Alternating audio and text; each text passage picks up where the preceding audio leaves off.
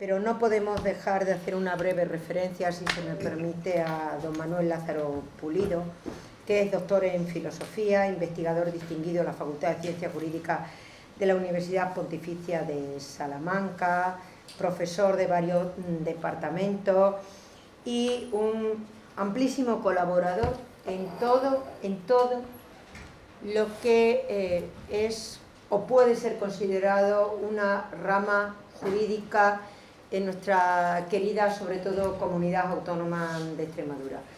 Es imposible ir a ningún foro de derecho, bien lo organice la Universidad de Extremadura, bien lo organice el seminario, sin que don Manuel Lázaro Pulido no se encuentre presente de una manera activa y proactiva. Siempre dispuesto a colaborar en publicaciones, en ediciones, aportando y prestando todos sus servicios. Por lo tanto, repito, los que lo conocemos sabemos lo que se estará acordando esta tarde de no poder estar aquí, y seguro que don Carlos será un magnífico exponente y hará esa magnífica exposición que lamentablemente él no puede hacer personalmente, pero que lo ha trabajado y lo ha escrito. Don Carlos, muchísimas gracias cuando ustedes. Muchas gracias. Efectivamente, con la venia presidenta, nunca mejor dicho, yo voy a leer literalmente cuál es la ponencia que nos ha pasado hace 2 días don Manuel Lázaro Pulido. Simplemente voy a hacer una postilla en el título, nada más una postilla que es una traducción que después voy a utilizar en la exposición. La teología de la sospecha, fundamentos cristianos de la represión del tribunal de Llerena a los judeoconversos desde la literatura adversus Iodeos, que significa contra judíos, expresión que voy a utilizar en español cada vez que el profesor Lázaro Pulido utiliza la expresión latina. Introducción, ambivalencias del discurso cristiano sobre el otro. La represión inquisitorial hacia los conversos en la España bajo medieval combinó la defensa de la ortodoxia cristiana con el afán de unidad social, institucionalizando la sospecha mediante la Inquisición y los estatutos de limpieza de sangre. Aunque el bautismo los integraba formalmente en la Iglesia, se les negaba de hecho su plena inclusión, al considerar su origen judío como una marca imborrable. Esta exclusión contradijo el principio teológico de la eficacia sacramental, situando a los conversos entre una integración nominal y una marginación social sostenida por prejuicios religiosos y protorracistas. Esta desconfianza se alimentó en parte de la tradición cristiana contra judíos, que desde los primeros siglos combinó la polémica doctrinal con el deseo de conversión. Aunque autores como San Juan Crisóstomo atacaron duramente al judaísmo, muchos de estos mantuvieron la esperanza de su integración mediante la fe. Esta ambivalencia estructuró el trato a los conversos. Eran aceptados como cristianos, pero bajo sospecha constante.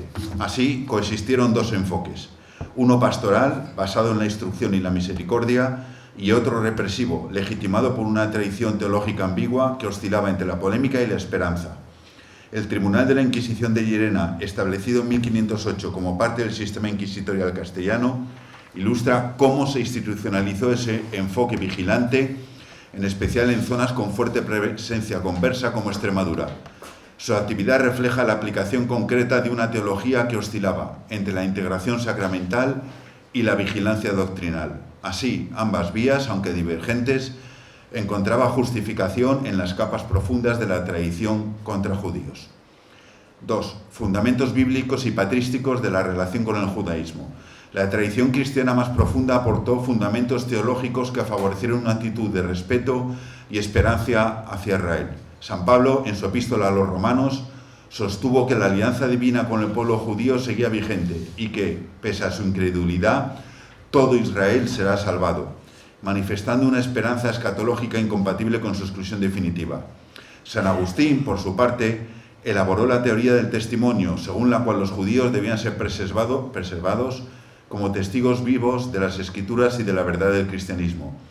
Ambos enfoques, aunque marcados por la polémica, impusieron límites teológicos a los impulsos más violentos, favoreciendo una coexistencia subordinada pero protegida. Así se configuró una visión ambigua que mezclaba controversia doctrinal con la convicción de que el destino de Israel estaba aún en manos de Dios. La teología cristiana, desde San Pablo hasta la Edad Media, desarrolló una visión providencialista de la relación entre Iglesia e Israel, como una historia guiada por Dios. En esta lectura, la antigua alianza no fue abolida, sino cumplida en Cristo, y los judíos mantenían un papel dentro del plan divino. La incredulidad judía se interpretaba como una ceguera temporal, parte de un proceso que culminaría en una futura conversión por gracia. Así, aunque los textos contra judíos sostenían una actitud polémica, también mantenían la esperanza de la salvación final de Israel. Autores como Alonso de Cartagena afirmaron que la incorporación del pueblo judío a la Iglesia no anulaba su identidad, sino que la perfeccionaba.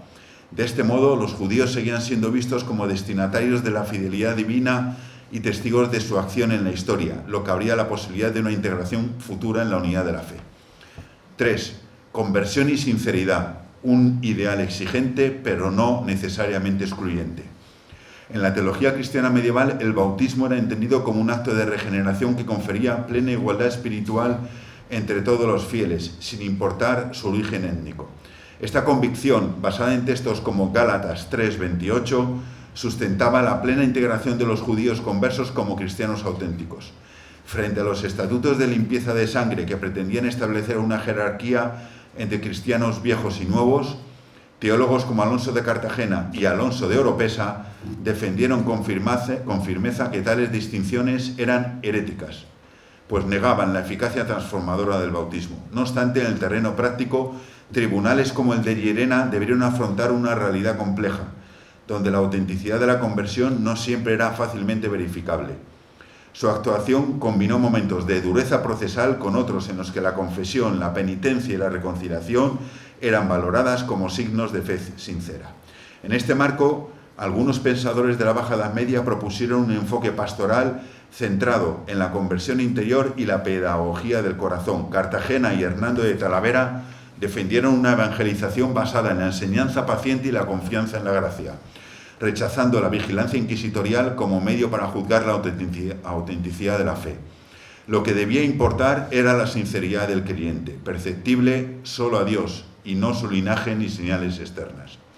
La tradición franciscana también aportó un enfoque más compasivo hacia los judíos y conversos, desde Raimundo Llull, que abogó por la conversión mediante el amor y la razón, hasta Nicolás de Lira, que integró con respeto fuentes rabínicas en su exégesis.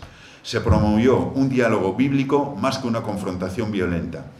Incluso figuras como Bernardino de Siena, a pesar de su severidad teórica, acogían con alegría a los conversos sinceros, convencidos del poder transformador de la gracia. Esta calificada vía dulce franciscana, basada en la fraternidad, la humildad y la pobreza, ofrecía una alternativa al rigor inquisitorial. En lugar de sospecha y castigo, proponía acogida y acompañamiento.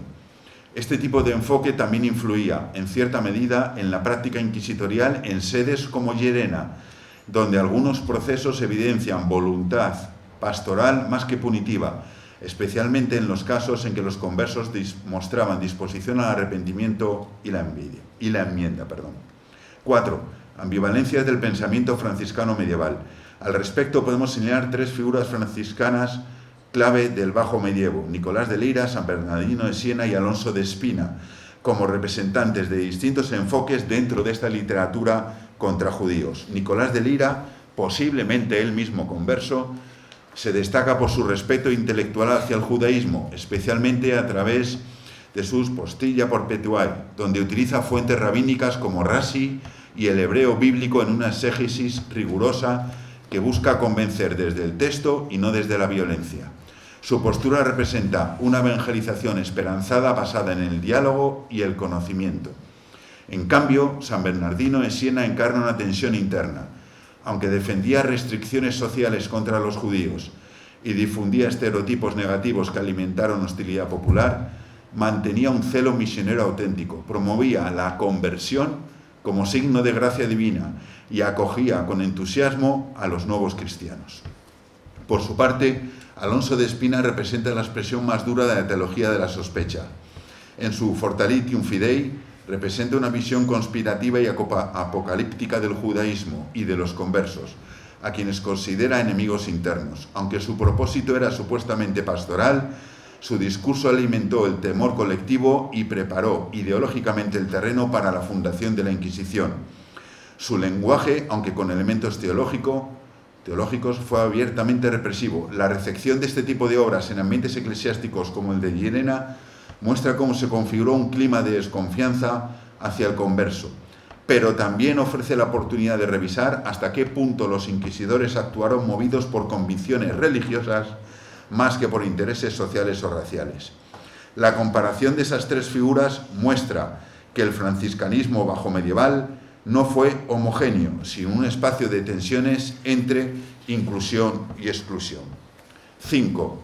Vías de integración, mediación y defensa de conversos. En la Iglesia bajomedieval no todas las voces se plegaron al discurso dominante de sospecha que alimentó la represión inquisitorial contra los judeoconversos. Junto a esa teología de la desconfianza, emergió una corriente pastoral y doctrinal que defendía la acogida, la instrucción y la confianza en la gracia.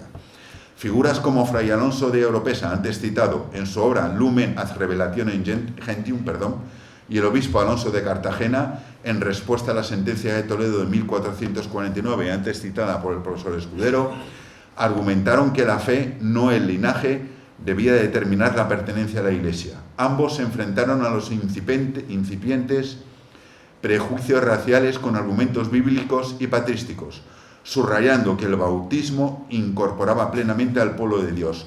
También otros teólogos, como Juan de Torquemada y Hernando de Talavera, promovieron una pedagogía pastoral basada en la predicación paciente y la misericordia. Esta corriente proconversa no fue solo doctrinal, también se expresó en numerosas acciones concretas de clérigos que defendieron a conversos injustamente perseguidos. En territorios bajo la jurisdicción del Tribunal de Llerena, donde coexistían comunidades cristianas nuevas y viejas, como se va a exponer en las siguientes ponencias, estas tensiones se manifestaron con particular intensidad. Aunque el tribunal aplicó el procedimiento inquisitorial, existen casos que muestran atención a las circunstancias personales y la búsqueda de la reconciliación espiritual como reflejo del ideal cristiano de corrección fraterna. Así, arzobispos como Diego de Deza, inquisidores como Fray Francisco de la Fuente y párrocos locales se negaron a aplicar condenas sin pruebas o a colaborar con mecanismos inquisitoriales desprovistos de justicia. A nivel local, canónigos y obispos defendieron la presencia de conversos virtuosos en la vida eclesial. Estos testimonios revelan una viva tradición evangélica que juzgaba por los frutos espirituales y no por el origen.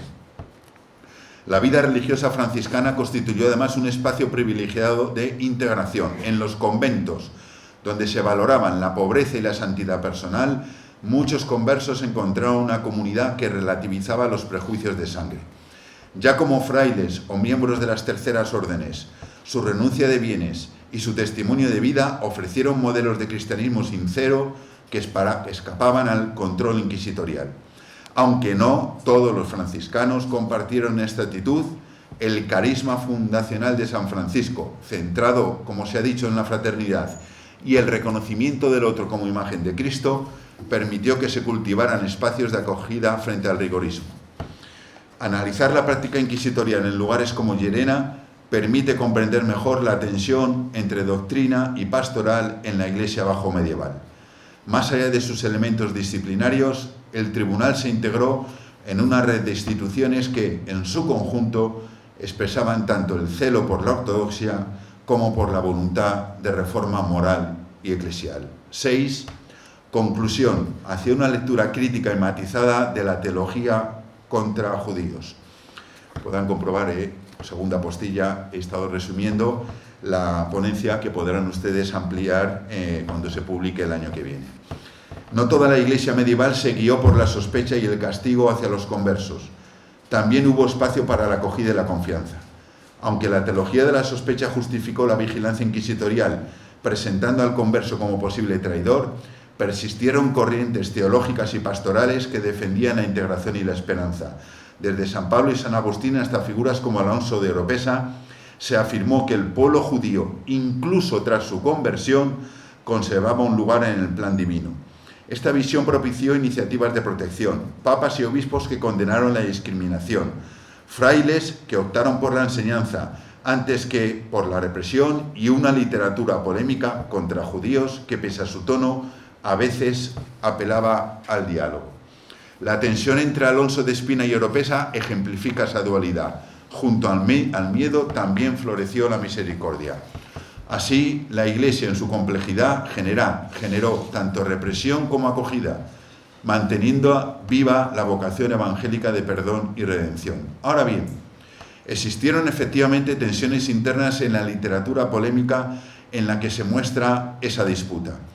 Un examen cuidadoso de la literatura cristiana contra judíos muestra que no constituyó un bloque homogéneo, sino que estuvo atravesada por profundas tensiones internas entre modelos opuestos de entender la conversión.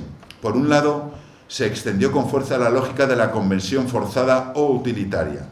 Se pensaba que, mediante presiones sociales, discriminación o amenazas de castigo, los judíos terminarían aceptando el bautismo, como sucedió en Castilla en 1391 durante las campañas de San Vicente Ferrer. Esta línea coercitiva se radicalizó en el siglo XV, culminando en la política de bautismo o expulsión impuesta en 1492. Pero junto a esta tendencia represiva persistió otra visión más evangélica. Esa visión consistía en la convicción de que la verdadera fe solo podía nacer del testimonio paciente, la predicación persuasiva y el ejemplo virtuoso, no del miedo ni la violencia. A modo de síntesis, recordemos que algunos predicadores encarnaron las tensiones internas de la teología medieval.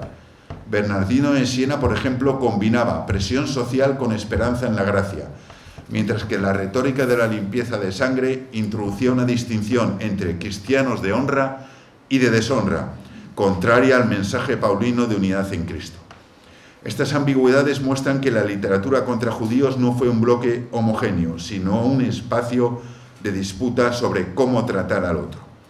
Por eso, más que condenar sin matices, nuestra tarea actual es distinguir críticamente entre sombras y luces, rescatando los elementos evangélicos que persistieron incluso en contextos hostiles. Y ahora sí, concluye el autor señalando lo siguiente.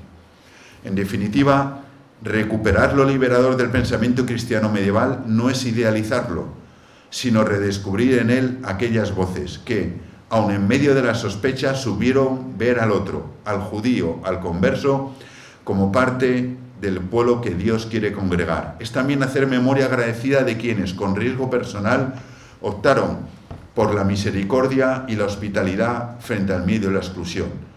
El caso del Tribunal de Llerena permite ilustrar cómo, dentro de un marco institucional riguroso, subsistieron también criterios evangélicos como la penitencia, la reconciliación y la esperanza en la conversión auténtica. Esto invita a realizar una lectura matizada del papel de la Inquisición en sus distintas sedes, entendiendo sus acciones como parte de una teología pastoral marcada por tensiones, pero también por una lógica interna de cuidado de la fe y corrección espiritual. Gracias.